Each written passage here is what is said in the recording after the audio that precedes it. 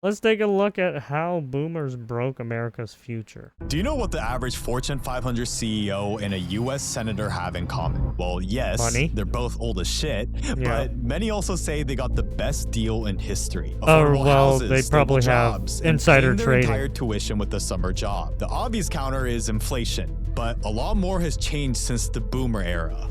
Yeah, a lot has changed. In fact, actually, here's what nobody talks about. Boomers' wealth didn't just retire, it's still calling the shots in your everyday life. Correct. From They're controlling still real running estate like the cartel show, to lobbying basically. against any sort of meaningful change. Some economists have even argued that WEF boomers is a great essentially example. pulled up the ladder after they climbed it. But even with all that said, did the boomers breach this social contract between generations? So in this video, I'll challenge whether one generation broke America for everybody who came after, or if you and I should just shut up and pull ourselves up by our bootstraps. Part people still have that in the mess we're in as a country right now is same folks, same ideas, Cold War same mentality, talking points. Of Russia.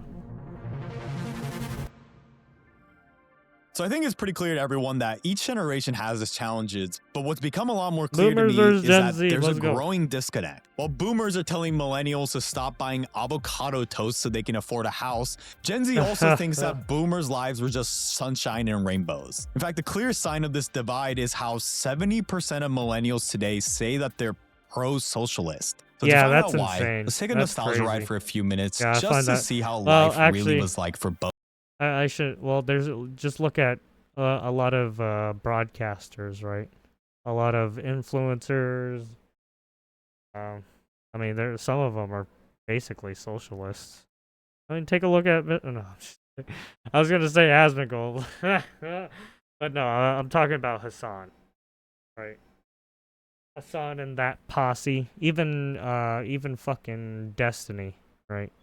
Both across education, work, and retirement. And by the end of this nostalgia train, you'll see exactly the type of upper hand boomers had, which never really gets mentioned. And let's start by imagining that I was born in 1947 in sunny California. My family just got out of the internment camp, so my home was taken over and my family's dry cleaning store is vandalized with words that I can't really repeat on YouTube. So yeah, instead, let's take a look at boomer life through Tucker Smith here from Ohio.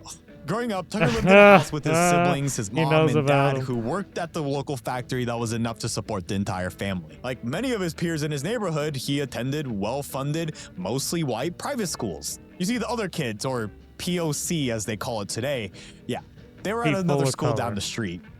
But anyways, Tucker graduates in 1968, and he thinks about whether to go to college or enter a union job just like his father did. Pops was tough, sometimes drank too much, but he was fair and he wanted what was best for Tucker. So Tucker chooses to go to college since tuition at Ohio State was only $400 a year, or roughly $4,000 in today's money. And 4 years later, Tucker graduates with zero debt because he decided to work summers at the local factory. It was a good choice because Vietnam also happened, but Tucker got out because he had a student deferment so he could get out of it. But remember getting back in California? Yeah, he was sent. But fast forward, and Tucker is 25. He's married to his high school sweetheart, saved up for a down payment, and bought his first house for $30,000, roughly $200,000 today.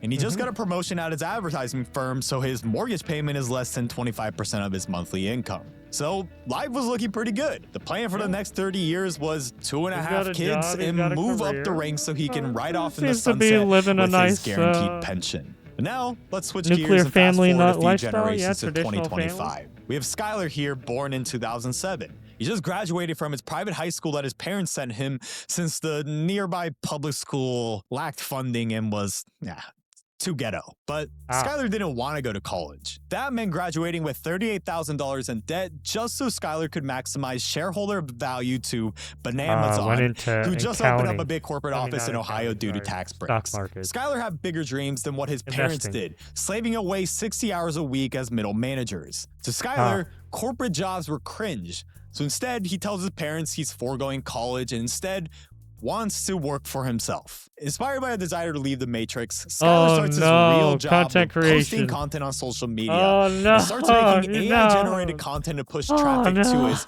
Goon coin. That's so going to the moon, bro. His goal is to one day make enough money to rent a penthouse in Miami, and now's the time to do it because World War III is coming. Meanwhile, let's switch back to Tucker.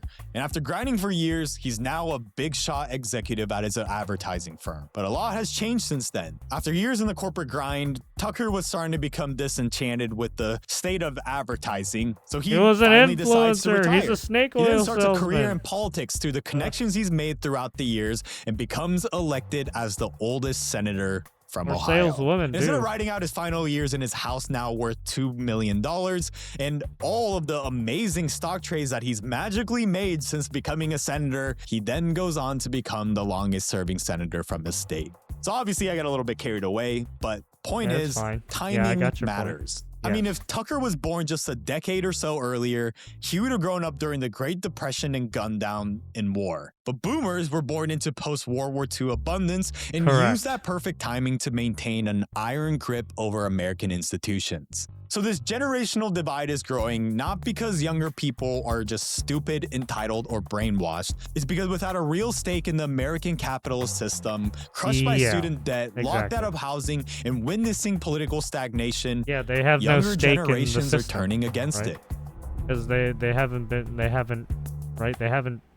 So now the question becomes, will this eventual handover from boomers to younger generations really lead to a healthier society? They're not playing the game because they haven't been alive to play the game long enough. No, not the spectrum that you could debate Skylar is on, but a spectrum to understand how boomers gain their power and why they refuse to let it go. And since wealth and political power go hand in hand, we'll start with how boomers built their wealth, then see how they weaponize it politically. Because here's what I want to find out. Was it much easier for boomers to get rich, or are we just making excuses? The best place to start is with education, because we all know by this point how expensive college has become and how it's also becoming worthless. Yeah. This didn't happen by accident. Well, I mean, the salary and wages. Taxpayers and political leaders in the 1980s and 90s, they started cutting state funding for universities. All the products the narrative and services shifted from are viewing college as a public good to a private investment, something that you should pay for yourself. And a big reason was college became more about business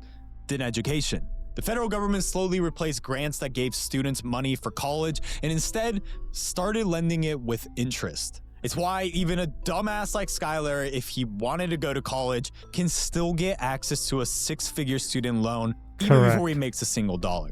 And the result was a money-making feedback loop. More loans meant higher tuition, which require more loans, which led to even higher tuition. So younger generations today are entering college with a paywall and graduate with a heavy debt trap that's now more than all credit card debt combined. Of course, it's going to be harder to build wealth. In fact, it explains in part a lot of effects from declining birth rates, family formation, and especially home ownership. And it's something that you really can't blame boomers for taking advantage of when prices were so low. But you can absolutely blame them for the NIMBYism or not in my backyard activism that they engage in today. Because if you're a boomer with an asset that rises in value, you'll do everything you can to keep supply low. And that's exactly why you'll go to a city council meeting to block any new affordable housing or apartment buildings that need to be built. And or buy them up and then just Airbnb and so you'll claim fears them, like traffic, school crowding, or crime, even if those worries will never materialize. And it's a battle you won over the last 50 years. In the 1950s and 70s, America built around 1.5 million housing units per year. But today, we struggle to build 1.2 million despite having a much larger population. And in places like California, I think it's because of regulations like Proposition and the 13 bureaucracy in 1978, which froze people property tax assessments at 1970s values. So what this means is that if a boomer bought a house in the 1980s, it might be paying property taxes on a valuation that's a tiny fraction of the home's current worth today. Meanwhile, a millennial who buys the identical house next door will pay taxes on the full current value. And the result? Young people are experiencing a generational squeeze where they're being squeezed by high rents while paying their landlords' mortgages, often boomers, with little hope of ever owning themselves. Yep. So when boomers say just stop buying avocado toast so you can buy a house, they're ignoring how the system has been rigged. But it's not that boomers set out it's also to harm because younger a lot of generations, people, but right, they did a lot change of the rules to Americans protect eat their interests. avocado. And speaking of rules That's changing, why. there's one area where the game is completely changed: content creation. And I know creating content can seem overwhelming, especially if you don't have a studio, production crew, and fancy gear to help out, but there's a tool I came across, my sponsor, InVideo AI. Their new AI twin feature lets you create studio quality videos using your own voice and one short clip of you talking. Like this. This is an avatar that looks and sounds just like me, and I can even make it speak different languages with the highest quality audio. Then I just type in what I want, like make the avatar appear more in the video and change the scene at 5 seconds to a cat, and it builds a full video for me. Unlike other tools that only help with small parts of the process, InVideo AI puts you in the director's seat to focus on your vision. If you got something to say, but the friction of content has held you back, go to the link in my description and create your own free avatar now. Now, back to the video. And there you have it.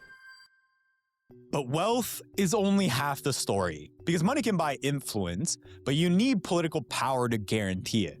And real power comes from capturing the entire political system. So how did boomers make it so everything goes their way the AI here? and nothing ever changes? Is the AI because here? you may not know this, but boomers have built one of the most powerful lobbying machines in American history, and they represent boomers. Take AARP, the American Association of Retired Persons. With 38 million members, it's one of the most powerful lobbying groups in America, where at its peak, they were spending $400 million per year to influence everything from taxes to healthcare. Compare that to any youth advocacy groups, and their budget is peanuts. So boomers have a lot of lobbying behind them, but if we're going to be fair, a big reason why they get what they get want it through is because they vote. Revenue In the 2020 election, 74% of citizens over 65 voted, compared to only 57% of people aged 18 to 34. And politicians obviously know this. It's why billions are spent on TV ads during news programs. It's why a pro-Trump super PAC spent millions to fake Medicare cancellation notice mailers designed to look like official government documents claiming Biden was canceling Medicaid to get them to vote. It's why you'll see politicians continually rage-baiting senior citizens to vote, but staging never to the getting point of held politically at unaliving themselves by proposing something like cutting Medicare and because they're Social trying to, like, Security to fund fast-track student some loan kind of- forgiveness. So that's how politicians cater to boomers, I guess but it's also they're trying how to boomer put it on politicians social act media in or a similar something way for to their try and own get some money? self-interest. It's a big reason Or they why were nothing paid ever by changes in someone to Washington. do. In fact, that's exactly what the it's youngest hard to senator say in what Congress, actually John happened. Ossoff, found when he tried to change something Could that be any I think number of everyone can reasons. agree is corrupt. Could you explain what the Banned Congressional Stock Trading Act is and how exactly it accounts for loopholes? Yeah, the Banned Congressional Stock Trading Act. So let's just start by establishing the shocking fact that members of Congress can trade stocks at all while we're in office. Nancy Pelosi. I think most people think this is already illegal. They're on the committee that regulates the company or the industry. So it is an invitation to corruption. It's a huge conflict of interest. And that's why I've introduced legislation. That's why with judges, if there's if they have any personal ties to like the defendant or the prosecutors or some form of fashion, they will try to they want them to people want them to recuse themselves because they have some kind of interest with these parties, and they might become biased. That's the issue. That would ban it. And guess what ended up happening to that bill? The bill was buried in committee by older They lawmakers might try to like cheat, Nancy lie, and Pelosi, steal. who profited off of those very trades. So even though we're still a democracy, it tilts towards the old. Younger leaders like Ossoff can create momentum, but older lawmakers control whether change actually happens. This creates a vicious cycle where younger people feel ignored, well, I mean, so they they have to, disengage, which reduces their influence even more. We still have but to this do that political crappy control bipartisan isn't even the end crap, goal. yeah? It's actually just one part of a much bigger system. Because what I've shown you isn't really a spectrum from wealth to power. What I'm realizing is that it's actually more like a full circle. A circle where political power creates wealth and wealth creates political power. And this revolving door or circle is exactly what people mean when they say that boomers are breaking America. So how does this circle keep spinning? Because remember how our old friend Tucker left his executive position to join politics? Well, the fact is it happens the other way around too.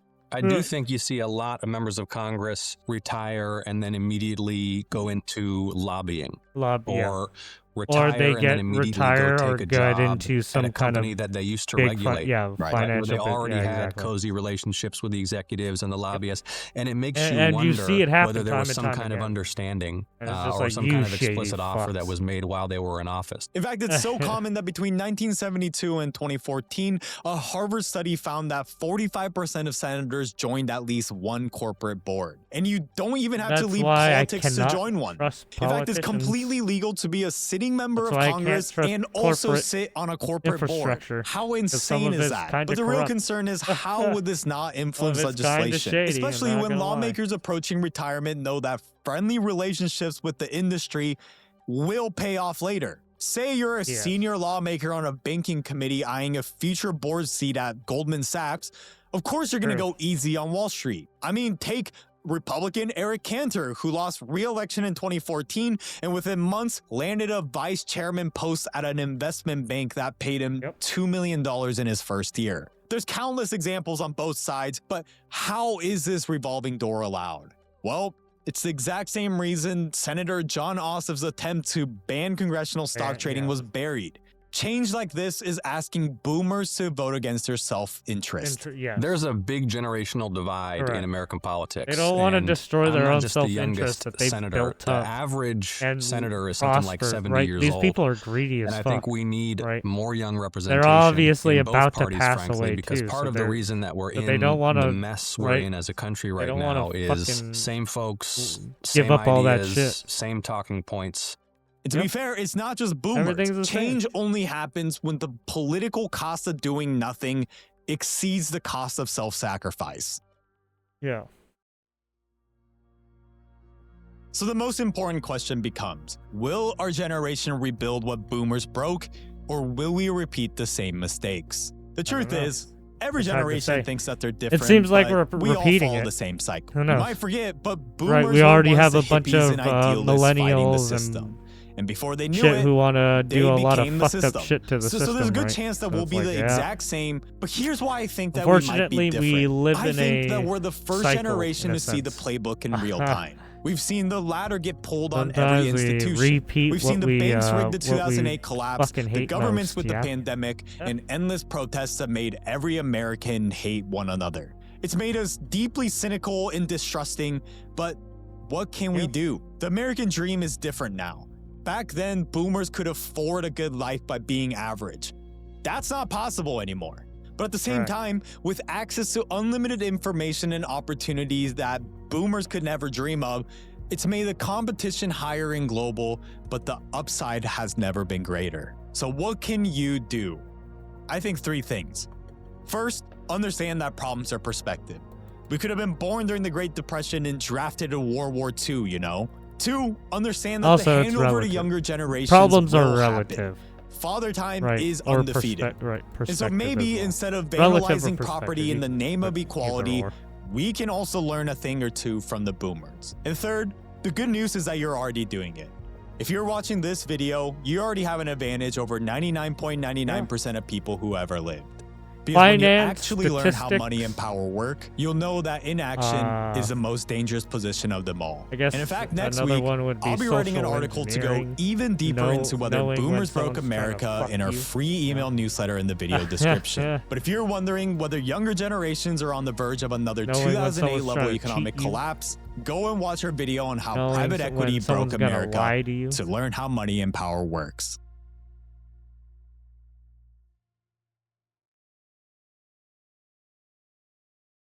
There you have it, Jen, if you want to go take a look at more of his stuff. And then this goes straight into what is common in business practices, or at least black company. I'm just kidding. We got black companies everywhere, ladies and gents. Gambling sponsors are now targeting predominantly young men through esports. And today, Riot Games is basically about to make the whole thing much worse. But just so this is in context, this is the same industry that's linked to a 25% rise in US bankruptcy filings. So that's lovely. And young men in low-income regions are the hardest hit make sure you see population fucking group. So gray, with that okay? in mind, now we get to talk about how the biggest name in esports No more has black just and opened white, the we're gonna goddamn see gray. floodgates. In All short, grays. Riot Games is allowing betting sponsors into Destroy League the of Legends gray. and into Valorant. And by making this move, they give every other esports league justification to follow. Basically, these companies know exactly who they are reaching, and now they have a direct pipeline. Here's the change. Sports betting sponsorships are coming to pro teams in North America, Europe, and the Middle East. Now, Riot first considered this in December 2024, but now the president, John Needham, they has did it published last year? this Now they lovely have blog to do it, post. huh? It outlines Yeah, 'cause, what's happening I mean, and why they're doing it, plus how they 'cause plan the to money. minimize risk. Now, you might be wondering, why now? And their justification is fairly simple. They say the teams have been asking for gambling sponsors for years. Obviously, because it's a lot of money. And audiences are already gambling. And here's the scale. League and Valorant generate 10.7 billion in gambling. But there is a problem, and that problem is that 70% of those bets are happening in unregulated bookies. And the unregulated part is what bothers Riot. Now, they say it's unsafe because people may lose money because these sites can be unscrupulous. Yes. And that absolutely is a risk. Of course, the I mean, we already see, we see it happen time and time again. Humongous amounts of money via traditional That's gambling. why we have a bunch of regulated casinos so, and you know how teenagers will be tempted to DraftKings drink alcohol? and shit like so that. You might think it's better to give them something light under supervision rather than have them, I don't know, drink Tesco value vodka in a field somewhere. But the question, right, is that by legitimizing it, by making it more normal, giving it way more exposure, will you reduce the average damage done per individual, but actually cause far more harm overall because you've just went and expanded the market to way more people by making it easier to access? And would that actually mean, ran over time, that you'd start to find more really, really bad problem gambling cases because basically you're going to reach way more people. Yeah, I mean, and gambling that means is very way more destructive if you're not into problem careful. gambling. That's certainly my worry, but first, let's take a look at what this will actually look like in esports. A fun thing about this is Riot absolutely knows how this can be bad luck and all of the potential problems. So there is a degree of supervision. They'll lose their whole them bank in that account. They will personally vet every single sponsor. They also say they'll make sure that partnered betting services are using Riot-approved data, which will mean that nobody gets actively manipulated. But there is a bit more. Teams are going to have to self-regulate their partnerships, and Riot's going to demand that each team makes an internal integrity program. You know, so that they can investigate themselves. And as for what that's got to be, I don't know Riot about says, that. A self-defined When people, policy for when you have them sponsorships. investigating themselves, they don't really do it to properly. Me. They like Teams to can be lie, held to you this, know. though, by Riot They like to by lie, fans, cheat, and so steal. You can see why they want to do this. You know, it's kind of like a PR incentive thing, and it's all designed to keep bad actors out of things. And of course, money is going to be trickled down. Well, I mean, when there's money involved, there's going to be a lot of bad actors trying to do trying to get that money in tier 2 esports programs. So the implication basically, right, is that these sponsors will become preferred betting partners, and in theory, that's safer than unregulated bookies, and that basically money from all of this is going to go into like basically they're going to have a recommended. So really, dear gamer, all of this gambling basically is, in fact, recommended bookies to go to, make all of us a shitload of money. Just like but how you have thing. it in Vegas and shit like this, that, they are absolutely being cowardly, right? Right, all the because different websites like DraftKings and shit like that, said, right? Look, we want sport betting in our league as a part of the financial ecosystem. Then they could have said that. Yeah, honestly, you know? DraftKings like might even hook up thing. But instead, no, video games they are betting hedging their bets. You see, they still insist that gambling is bad, right? I mean, otherwise, why ensure that it's not officially connected? And even after vetting, well, just take a look at this. Riot-owned broadcast and social channels have got to stay betting free. That means no ads, it means no sponsored segments from betting partners, and it means no betting partner logos on team jerseys. So that's quite funny when you think about it. It is putting the pressure on everyone else.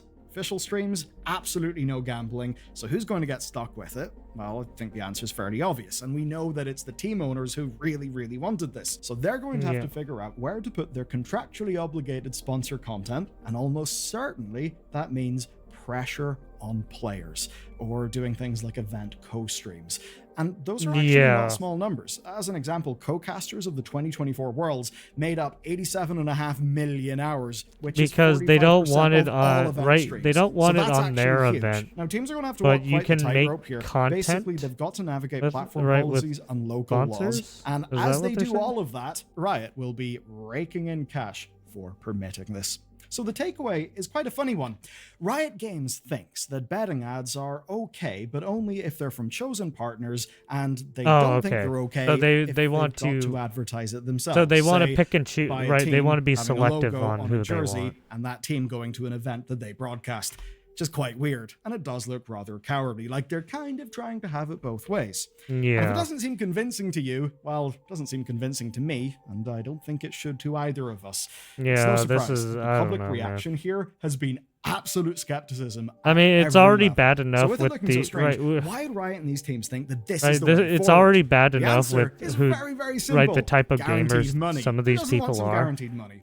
Essentially, esports groups some of these people have probably really some mental instabilities. Lately, the esports winter started ages ago, and it's still seeing as we're seeing layoffs, we're seeing gambling closures. addiction now, and all that Arabian shit, right? Wealth has somewhat bad, helped very because, bad.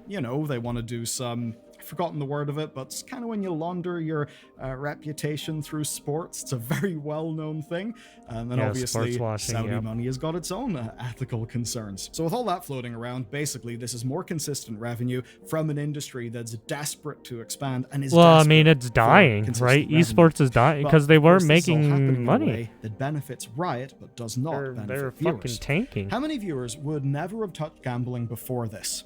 I don't know, but it's probably a lot. And what Riot have done is they've it's opened the probably a door big for that to section, happen, right? Some of these normalizing people are young, this right? Some of these people don't have the means to fucking bet, right? Because betting is or gambling is $21, to get right? like the big event skin. Some of these people are like funnily 18, enough, a lot of 16 people would watching say these that's games, kinda right? like the same as gambling. I mean, sure, you can't cash out, but it's probability based. So the only people who are going to be able to do it is right people of age. Feeding that sort of audience, one that they're cultivating with all these gacha mechanics, directly into betting companies. Yeah. So I feel like if there's people who are going to be problematic with gacha and get themselves into bother. Correct. It's probably a lot of people already people get themselves into hot water with gacha and financial games. trouble from gambling hits young men in low income regions. People already some it's people already have stuff, addictive right? personalities that get them into trouble. That is the exact demographic that is also the most likely to bet on esports. The case you can make for this leading to a lot of problems is, I think, pretty compelling. I mean, it's targeting the same group that is proven to show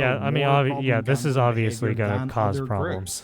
And then, of course, there's the risk to athletes themselves. And this is something that's not commonly thought about. Now, of course, esports people, they'll at one point, if someone bets a lot of money, sports, right, and then loses their whole income, salary, loses their whole livelihood because they bet on this one game. That anger that's not gonna look good because you already have people that do that in Vegas. Not me speculating. This is the actual experience of athletes in physical sports. And it's one that's gotten far worse with micro-betting and app-based gambling that just, make it far easier to engage in all that shit. Here's a really fun quote. A December study by 4 of the biggest tennis federations in the world found that angry gamblers were responsible for nearly half of the 12,000 abusive social media posts directed at tennis players that year. So that's, not great. You're going to get more abusive posts. Before we talk about how gambling... Because, people are going to get angry. Of course, and then you're going to have a bunch of people the on the social media interwebs getting angry at you because you fucking choked on the game. You're supposed to win the game. I betted on you. What the fuck? CS:GO skins, right? So skin gambling is already fairly entrenched. But these companies, they crave something more. They crave legitimacy. And then they're going to get death threats like they already do. Gambling groups and online casinos have tried to break into gaming for years and years and years. And we've seen you got Trainwreck there. Yeah, Trainwreck is a big gambler. Right? Isn't he a co-owner of fucking similarly sketchy shit? He's an owner or co-owner of because I don't want to promote gambling to people. But the whole point of all of this is about normalizing the advertising of gambling, right? Getting it in front of an audience who are or was he familiar just with the idea just a of big playing stake odds. gambler? And we I can take forgot a which look at one it this was. already happening. For Anyways, one, all the those escapists people immediately began basically running do ads business after with each being other. sold. And those ads included best offshore casinos for US players and best online casinos in the US. Lovely stuff. Meanwhile, Aftermath covered the Adventure Games Forum sale. This is wild. 20 years of archives were purged, but do you know what was added? Gambling coverage with More advertising. yes. Lovely. So, it's not about the games. Give us it's not money. about gaming culture. It's about getting You can gambling make in front money, of more eyes. So or it's you can normalized. give That's us one money. piece of the puzzle. Get more people to Win see or gambling lose. in the context of gaming. Doesn't The matter. next piece of the puzzle, well, that's to make it legitimate. To make it legitimate, to make it feel legitimate, you gotta get Correct. someone like Riot on board. And that is exactly what Riot have been seemingly... I'm surprised they do. didn't try to Okay, I'll get turn the focus EA back on to board Riot. first. Now, on this channel, we've extensively But they got covered Riot Riot's on board financial first? concerns. Damn, that's And because of all crazy. that, we do kind of know why they're approving this now. Teams, of course, need to survive the esports winter. That's that's right, important for because Riot. It's EA important doesn't to have the like a lot of whole business esports. model, Well, the I mean, they culture have around Rainbow their game, Six the Siege. culture that and drives shit, all right? those Oh skin well, sets. actually no, Now, that's of course, Riot I'm sorry, gets that's a cut Ubisoft. of that lovely guaranteed Ubi revenue. cut. But they're not comfortable with this decision, or else they wouldn't have framed it as being a risky thing. They wouldn't have banned it from official streams. They also know the players won't like it. They're doing it anyway, and now the floodgates are very much opened because every competitive now every team, from the perspective if one of company, if financial this incentives, since Riot opened the all doors, want all these the other sponsors companies to want in get a on it green too light. now. And if this is happening, Especially with if they have Riot, a right? game that if does Riot can that get has a big comfortable and take esports the flak backing, for being a bit of a right? first mover, Like then smaller groups will also move. Counter-Strike, and that means we maybe are going to Valorant be now looking too, at a right? very different industry in a few years. Yeah, And frankly, League of Legends, it's an industry Dota. that is shown to be a true parasite, and it's one of those things. Look, adults can spend money on whatever the hell they want. Sure, right, I absolutely get that. But I think there is a concept that you need to keep in mind whenever we're sort of making like libertarian rooted arguments. And that is the simple concept of an unpriced negative externality. The point essentially being that, say, gambling, right? That leads to a whole bunch of social problems. Those social problems then, guess what? Cause problems in the community. Now that can mean that the state has got to spend money because there's a whole bunch of bad outcomes. Obviously, there's problems within families, problems in the community. Now that is something that we all pay a price for. Do you know who does not really pay a price for that? The gambling companies. It is an unpriced negative externality. So it's one of those things. Freedom to gamble, positive freedom, that's one thing. But what about freedom from all of the negative bullshit that stems from gambling, there's a lot of that negatives gambling that come companies inflict upon us? Sure, there's but positives, do not pay but there's for a lot of themselves. negatives that fuck people up. What do you think about that? And I mean that in a genuine, open way. Do let me know in the comments. And if you want another video, So it's like, a nice, spicy, legal one, pick watch your this next. poison.